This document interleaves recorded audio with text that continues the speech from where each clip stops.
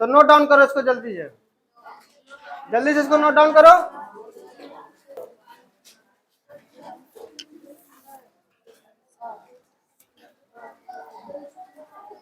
देखो इस पोर्शन को नोट डाउन नहीं करना है, इस पोर्शन को नोट डाउन नहीं करना है, ठीक है, इसको नहीं करना है, केवल और केवल इसको करना है, और इसको भी नहीं करना है।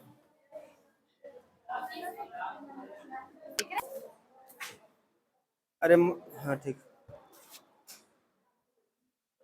जाते हैं तभी तो ये सब काम कर लेते हैं। देखो दूसरा एग्जांपल देखो बाबू, दूसरा एग्जांपल घनत्व का है।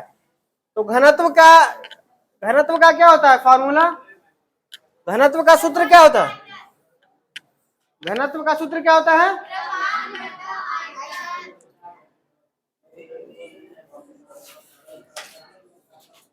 घनत्व, घनत्व बराबर क्या होता है, द्रव्यमान बटा आयतन।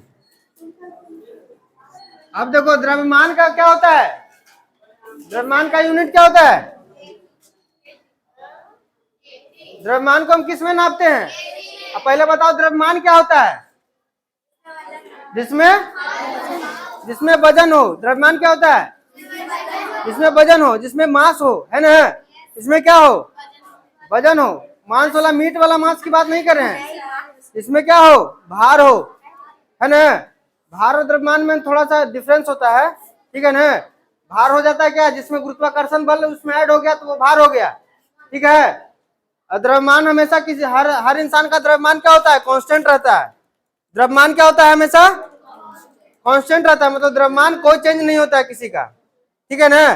जो द्रव्यमान हमारा यहाँ है पृथ्वी पर, चंद्रमा पे भी जाएंगे तो हमारा द्रव्यमान क्या होगा, सेम ही रहेगा, लेकिन भार क्या होगा, चेंज हो जाएगा, है ना। भार क्यों चेंज हो जाता है, क्योंकि यहाँ पृथ्वी का जो गुरुत्वाकर्षण बल है वो कुछ और है, और चंद्रमा का गुरुत्वाकर्षण बल क्या है, कुछ और है ना। तो द्रव्यमान क्या रहता है, हमेशा कांस्टेंट रहता है, हमेशा क्या रहता है, नियत रहता है, कांस्टेंट रहता है। लेकिन यही क्या होता है, भार हमेशा चेंज हो जाता है। तो द्रव्यमान में क्या होता है, जिसमें वजन हो, वजन मतलब क्या है, जिसमें भार हो, है ना। तो द्रव्यमान को हम किस में नापेंगे, जिसमें भार हो उसको केजी से नापेंगे, तोलेंगे ना उसको, तो द्रव्यमान का यूनिट क्या हो जाएगा, केजी हो जाएगा। और आयतन का बताए थे ना, आयतन का क्या होता है, लंबाई गुना चौड़ाई गुना ऊंचाई। द्रव्यमान का क्या होता है, मीटर इंटू इसका क्या हो जाएगा बाबू, देखो केजी। अब देखो ये वाला जो हम समझाए थे कि अगर बेस बराबर हो, अगर क्या हो, बेस बराबर हो, और इसका क्या हो, अभी हम समझाए थे ना रे कि अगर इनवर्स में है, ये यहां जाकर के ऊपर जाकर क्या हो जाएगा, ये पावर इनवर्स में हो जाएगा। अरे यहाँ समझाए हैं हम, 1/2 अगर है तो इसका ये पावर कहाँ जाकर के ऊपर जाकर क्या हो गया, इनवर्स में हो गया है। तो यहाँ पर क्या हो जाएगा इसका आंसर बाबू, मीटर माइनस, ठीक है। चलो लिखो जल्दी से, नोट डाउन करो, नोटेड करो, कोई बात नहीं। इंग्लिश में फंडामेंटल यूनिट्स को क्या बोलते हैं हम, आधार राशि, और व्युत्पन्न राशि को डिराइव्ड यूनिट्स। हम आधा पे पढ़े बताए ना उसको, प्रति नहीं होगा रे, देखो प्रति काहे नहीं होगा, इसका या तो ऐसे होगा,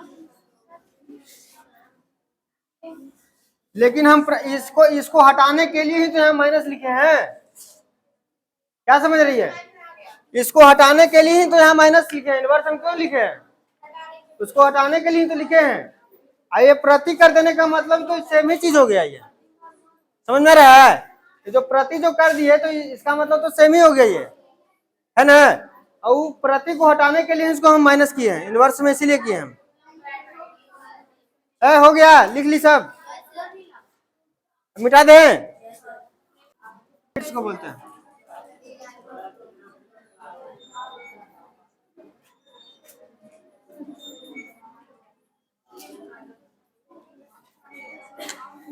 ठीक है। अब हम आधारी राशि को क्या बोलते हैं? Fundamental unit. Fundamental unit. अब बेसिक यूनिट भी उसको बोलते हैं। बेसिक यूनिट उसको बोलते हैं आधार राशि को, और फंडामेंटल यूनिट भी होता है उसको। चलो इरेज करें इसको। क्या लगा है? माप तौल के लिए हमको दो चीज का आवश्यकता पड़ा। अभी तक यही ना पढ़े हम। एक क्या चीज? एक संख्यांक। क्या? एक संख्यांक का आवश्यकता पड़ा, और दूसरा क्या? उसका मात्रक का आवश्यकता पड़ा। जैसे में अगर हम कह रहे हैं कि यहाँ से चौक पर की लंबाई 5 है, तो केवल 5 बोलने से उसकी लंबाई का गणना संभव नहीं हो पाया है। हम ये नहीं बता पाए हैं कि यहाँ से चौक पर की लंबाई 5 है तो क्या है, मीटर है कि सेंटीमीटर है कि फुट है ना? नहीं ना बता पाए। तो उसके लिए हमको प्रॉपर मात्रक का बताना बहुत जरूरी था, है ना? जरूरी था कि नहीं था? तो हमको किसी भी वस्तु का अगर मतलब एक सटीक अगर माप करना है, तो उसके लिए दो चीज की आवश्यकता पड़ी। किसका किसका? एक संख्यांक का होना और दूसरा मात्रक का होना। अगर हम केवल कह दे, अगर संख्यांक, अभी तो केवल संख्यांक बोले कि 5 है तो समझ में नहीं आया। अगर हम कह दें कि यहाँ से भूसंडा की लंबाई केवल किलोमीटर है, तो ये भी समझ में नहीं आ रहा है कि किलोमीटर क्या, 2 किलोमीटर, 4 किलोमीटर, 10 किलोमीटर, 1000 किलोमीटर, कुछ ना कुछ तो उसका संख्या होगा कि नहीं होगा।